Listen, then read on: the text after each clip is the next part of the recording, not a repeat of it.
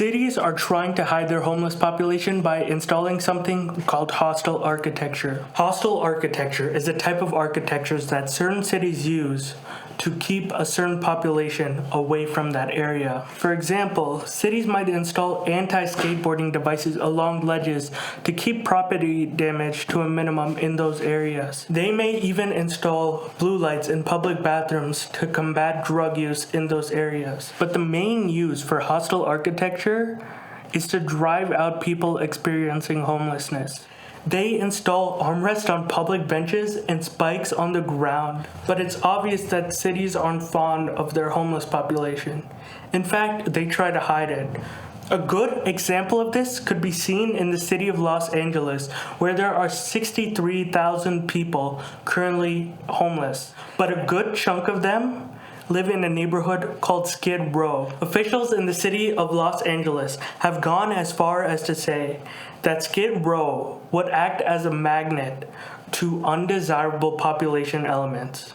They straight up called people undesirable population elements. The way that they have achieved this is through hostile architecture. They installed harsh street lamps on the edge of the neighborhood to make it undesirable to cross the street. They've even placed trash cans all around the neighborhood to deter people from leaving Skid Row in search of food. They even put cops on patrol on the border of Skid Row, and if you try to leave, they will come and try to approach you. It's a neighborhood where people have lost all humanity and are being treated like animals. So how could people justify hostile architecture? One way it's justified is it improves accessibility. But I feel like this argument is thrown out when you consider that they're replacing public benches with these new leaning benches, where it offers no help to the elderly, pregnant ladies, and even just someone who's had a long ride and needs a place to sit down. Oh no, but look at this one. This one's obviously for people in wheelchairs so that they can sit with their friends. It's very accessible. But that's just a bold-faced lie.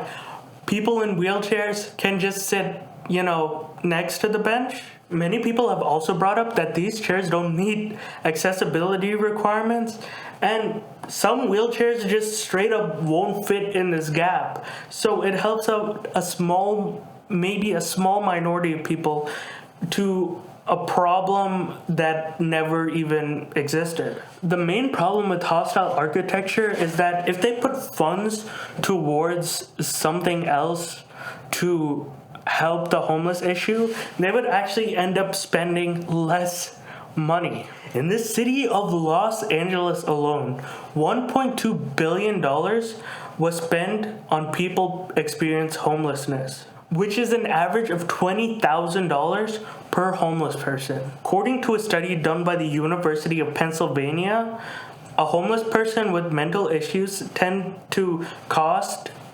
$40,500 per year.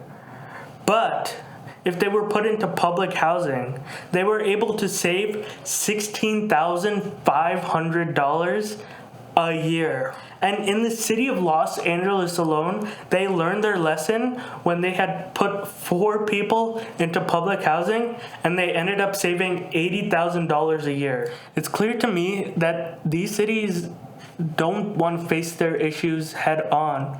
Instead, politicians would much rather spend more time on issues that are more topical, just to leave tens of thousands of people to die every year.